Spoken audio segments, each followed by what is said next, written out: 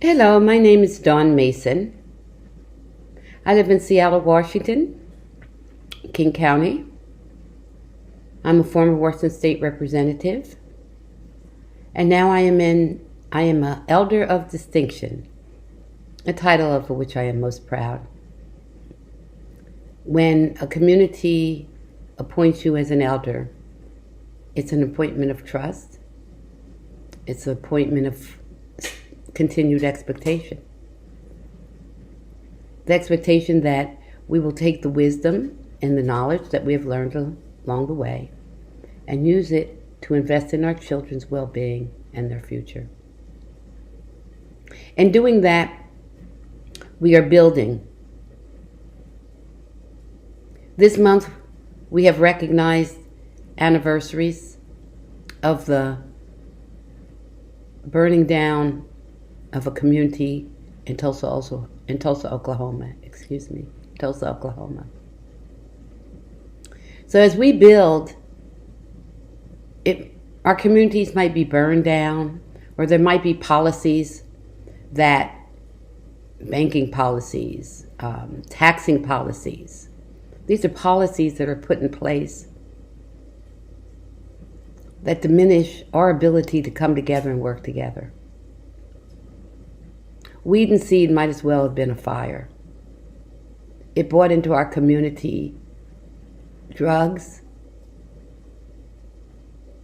brought into our community guns, it brought into our community miseducation, it brought into our community expulsions from schools, would put our children on the streets while their parents were working. They were being recruited. It brought in people who knew how to organize gangs.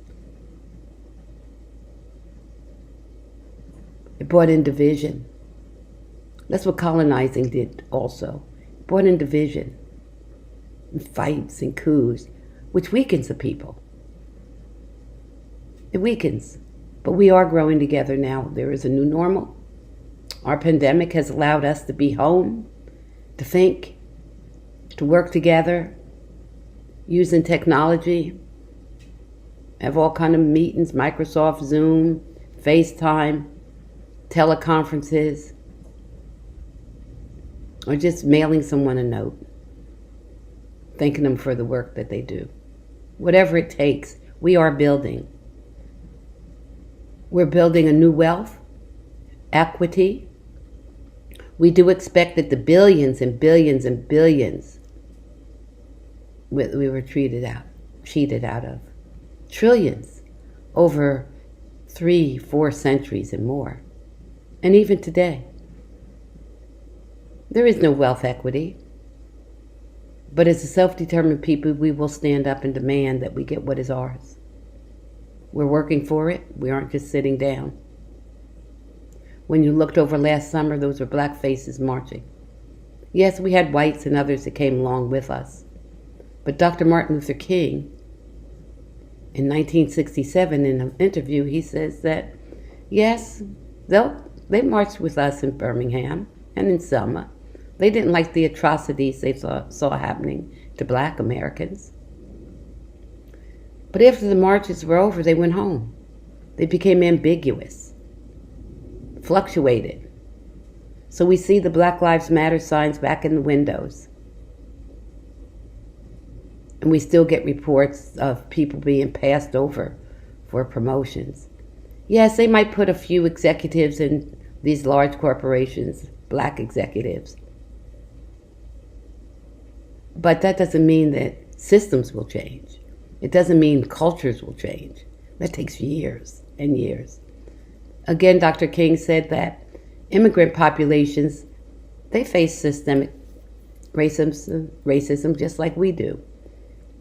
But they get around it. It's hard, but they get around it. They didn't have their culture taken. They didn't have their language taken. We had our culture taken, our language taken. A culture that brings us to loving ourselves and loving each other. They created a culture of division.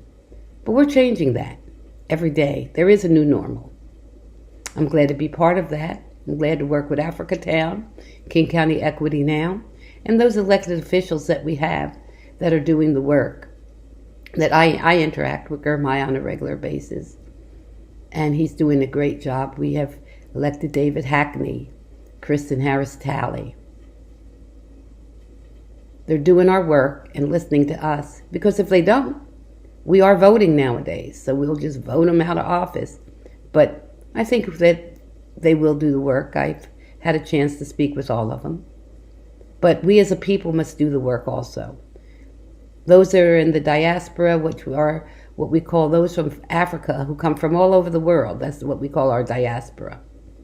Maybe they weren't former slaves, but they have to remember that once their children are born black in America and they no longer have an accent or looked upon as exotic, they will be treated exactly the same as any other black person in America. Now that I know to be true. I do know that to be true. So let's remember, let's teach our children.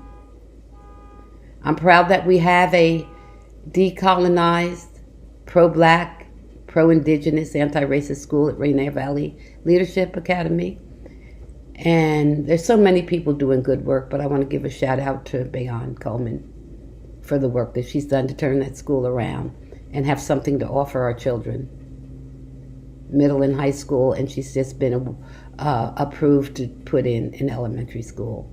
So with first place having early learning, along with Tiny Tots, with Angela Maxey on the South End, and first place in the Central District, we can educate our own children from when they're very young all the way through high school in decolonized, anti-racist, pro-black environments.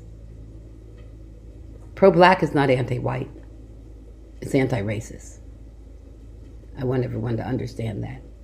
And for families who may not be black, but they want their children to have an anti-racist education, then put them in an anti-racist school. Because we can teach any child. Just like we raised all the children in America for 300 and 400 years, almost all of them had a black woman or a black man or both, someplace close, doing something that their parents didn't want to do or did not know how to do. So with that said, let's go remember there's a lot of events that are going on as we get through the summer. Be safe. Be safe. Double mask. Be careful. We have a lot of work to do, and we have a future that we want for our children, and we want to be the determinants of what that future looks like. And we don't want it to look like the past. So we must be smart. I thank Isaac Joy for the work that he's doing at King County Equity Now. Trey Holiday, Elijah Smith, I work with them daily as the chair of that organization, which has brought together 40, 50 other organizations. That's the way we can get the work done. And for White King Garrett, who has been the brains of Africatown.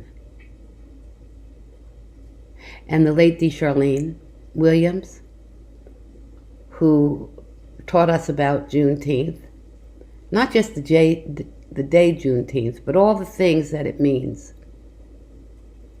All the things that resonate with that when you say Juneteenth. What does that mean? What does that mean? When we speak about Tulsa, then we have to think about Omaha that was burned when they lynched Willie Brown, a 2-day riot. They called it the Red Summer because there were so many riots. There were 80. And then Rosewood. So we have many, many things that this is just symbolic of. And we must remember and never forget. And we must teach our children. Thank you for this time with you. Now go learn, be knowledgeable, be great.